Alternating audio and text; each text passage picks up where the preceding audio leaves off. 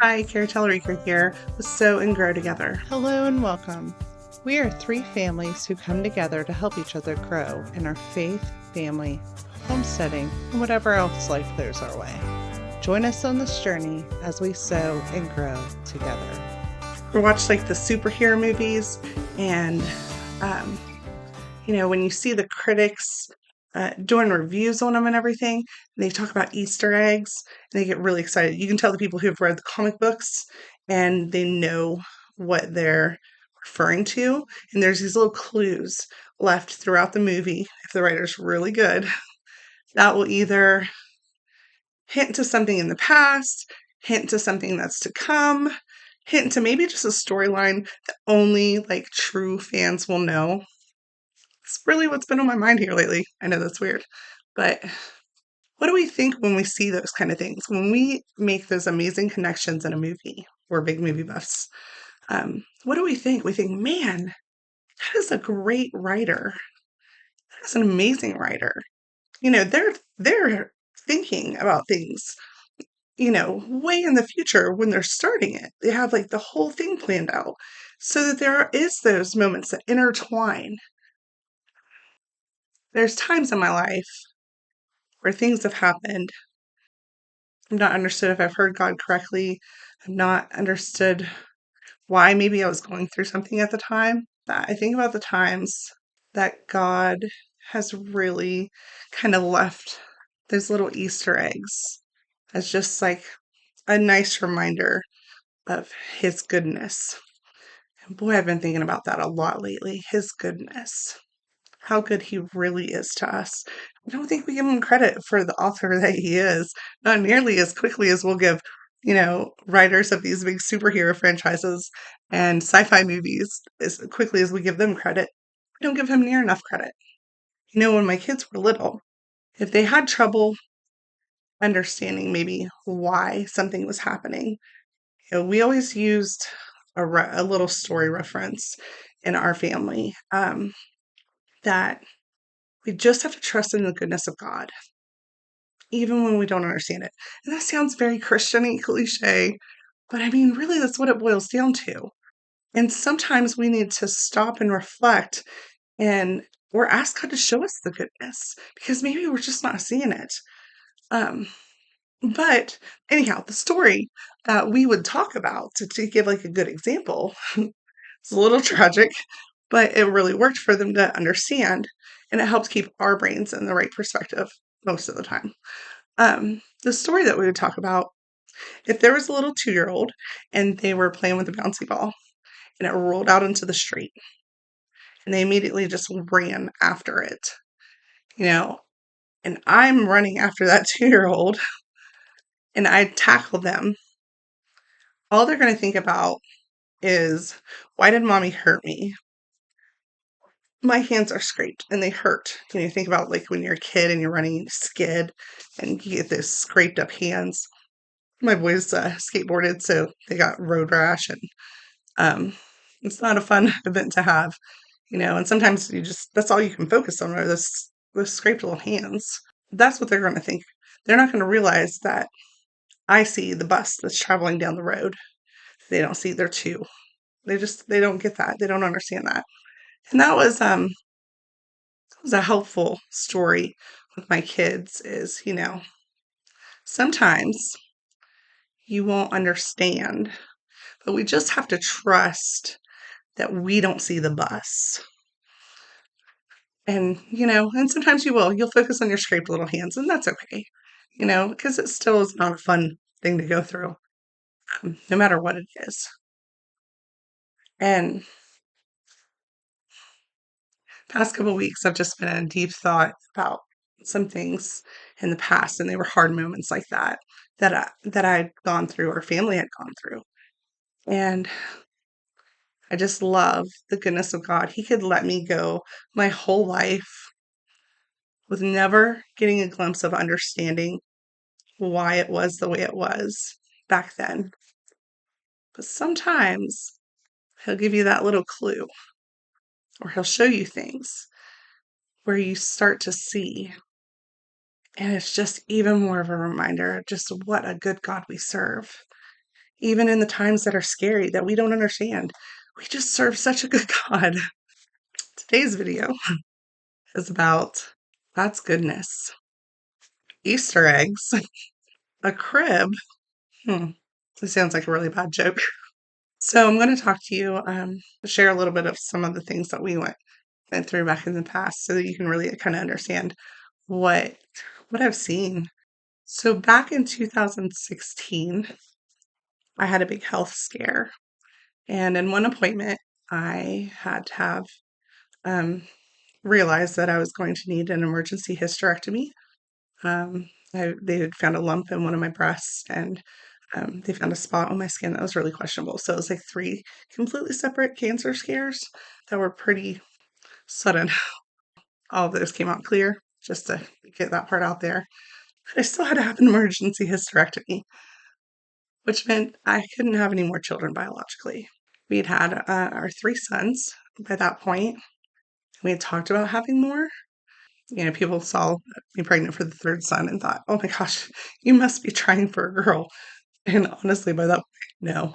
By that point, I was praying it was a boy because I already had all the things. And I kind of knew, I kind of felt like I was getting in my groove with my sons. I thought, man, if I have a girl now, it's going to be like starting completely over.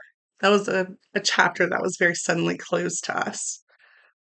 And it was sad. It was sad for our kids. It was sad for us. We love big families. It was a hard time. So we had really started praying. God had really started laying on our hearts about, taking in children that weren't biologically ours. So we talked to our boys about it. Could we do something like that? And we really wanted our kids, like our whole family, we knew they would have to all be on board. So we talked about it quite a bit. And we prayed and we prayed and we really felt like God was leading us that way. So we went and we took all of the foster classes to become foster parents. And we were getting our house prepared and we were really trying to think ahead. All of our boys upstairs and in their rooms to where whatever child we got or children would be in the downstairs room right next to us. So we'd be there readily available depending on what they were coming from. We didn't know what kind of traumas or if they were really young. The one thing the boys asked is they asked if they could get a little sister. And, gender didn't really matter to us, but we were like, well, that makes sense because the girls, we could have more than one downstairs. All the boys would be upstairs. So as we were praying and everything, we were setting up the room. We had set up a twin size bed and got it set up. We got it set up for two children, to where we could just kind of take in the max amount that we could get at the time. And we're getting our house set up for the home study where they come in and they, check everything out and do's and don'ts. And we're going through and we went ahead and got a crib and got it set up. And as I'm setting it up, really felt in my spirit, it felt God say, like, you're building this for your girl, your little girl. And I was like, God's gonna give us a little girl. We get the room completely set up. We're getting ready to finalize our home study, and we get an emergency phone call for a child placement. Not through the foster care system or anything like that. Someone that we had known for a really long time. She needed a place, and she was either coming to us or to a complete stranger. And so we stopped and we really prayed. We prayed a lot about it. And we both knew, James and I both knew, that we were to take her in. She was a senior in high school. For those of you who don't know, that's our Chloe. And we knew without a doubt that we were supposed to take her in. So as we're going through everything, she's a senior in high school, she's 18. We then realize our state law is that no one can be that old in the same room. The way the house was set up was that they would have to share a room. Like the girls would have to be in one room. And don't get me wrong, we confidently knew we were supposed to take Chloe. We knew without a doubt. She wasn't going anywhere else. We went, brought her in, and for a little while she shared a room with that crib. But once we got the confirmation, we had to take the crib down And I remember grieving. I remember crying just when it was James and I, just crying because I knew what God had told me. And I knew that that crib was purposeful. I also knew that that chapter, so the avenue that we had like really prepared our hearts for, did all the classes and everything, like the door was closed. Did not understand it. Hmm. But God, those big words, God really had me reflect and see so many things that were so purposeful and so many timely events. And we've noticed little things here and there. But like this last one, it's just like everything all at once. And it's like, oh my gosh, you were such a good author. You're such a good writer. So we took Chloe in. She was with us. Boys jumped right in, you know. She was family. We have her, and all of a sudden we um, get one of her friends. And she ended up coming in, and they ended up sharing a room for a while until she got on her feet and was able to get her own place. And I stop and think about like, if we had not listened, we wouldn't have been able to take them in. And that's amazing in itself, just in that. That's not even it's not even all of it. My son met his wife because Chloe was with us. You know, that's my precious daughter-in-law. They wouldn't have the amazing marriage. I mean, I wouldn't have the fabulous daughter-in-law that I have um, if if Chloe hadn't been here. And then I think about the shift, like as they're really moving into like adulthood and everything, and you know, people shifting around in the house because nobody gets the same room from start to finish. Our house is too small for that. We were constantly rearranging bedrooms. Who's going where? If we had been if we had been on the role of fostering, and we had had, let's just say those two little girls in that room and had not gotten Chloe, we wouldn't have been able to move things around, and we wouldn't have been able to make room with the 1 week call that I got for our youngest son. And we wouldn't have been able to take him in an emergency and be able to adopt him.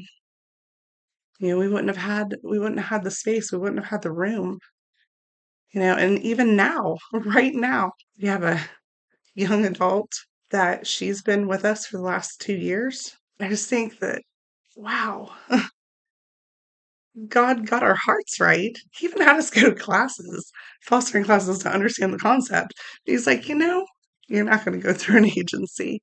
I just need you to be willing to move. I need you to be willing to move, and I'm going to use you in the way that you thought, but not the way you thought. So we'd see these little connections, like when we got Pitt, our youngest son. You know, that was a big eye opener. We're like, man, we'd not gone down this path, we would not have been able to take him. Like, or we would have still taken him, but it would have been really, really, really difficult. And I think you are a good author. In time that I was crying and grieving and I didn't understand it, you know, you knew what was going to come, and you knew how to prepare my heart for it. You know how to prepare our whole family's heart for it. You know, I mean, we've had so many people in and out of our house, some for just a little season. You know, we've gotten two that have clung for lifers. Um, you know, and with Chloe, we got Garrett, her husband, and you know, they're right near us. It just amazes me. It amazes me how good God is, and what a good author he is. How purposeful his decisions are. We don't always get to see this. So when I get to see it, I like to tell about it. Be excited because it helps me during the times that I don't get to see it. It helps me trust that he is a good author. Trust the process, even if it does hurt, even if my hands are scuffed in the moment and it's all I can see. You know, I just had to trust in the process. You know, there was that crib. I didn't understand it. I really felt like our girl, our baby girl, was going to be in that crib. Felt it with everything in me when I put it together. And then we had to tear it apart and put it in storage. Remember that daughter-in-law I was telling you about? Well, they are expecting. And as I pulled that crib out of storage, and I'm putting it together and making sure everything's there and it's accounted for and it's like brand new. I mean, it wasn't used, but as I'm putting it together and everything and just making sure it's super clean from being stored for so many years. I mean, we're talking since 2018. So putting it together, God says, your baby girl is going to lay in this. It's just not the baby girl I thought. See, my kids are having a girl, and that is her crib. Man, he is a good author. So, with that being said, is there ever anything in your life? Well, let me get myself together. Sorry. Is there anything in your life that you look back and you think, man, see the hand of God in that? I see you moving. When I didn't understand, and maybe I didn't want to move myself in that moment, but I see you moving. I see you moving for good and for purpose. Oh man, if there are things like that, share them. Share them with people around you. Even if it's 20 years later and you're just now seeing the Easter egg, share it. Tell me about it. Leave it in the comments. Oh my gosh, I'd love to hear about it. I love hearing those amazing stories of God and his goodness. We need that in the body of Christ. We need that conversation. So when we are scuffed in that moment, we can be like, been there before though, and I can cling to his goodness. I can cling to his goodness. He didn't let the crib go to waste. And he told me the truth. He told me that it was for a little girl. He just didn't tell me that she'd call me no nut. So, if you're going through a hard time, know that you serve a good God. And he is a great author. So, anyhow, that was my big aha moment. And I just wanted to share it with you guys. All right, I love you guys. God bless.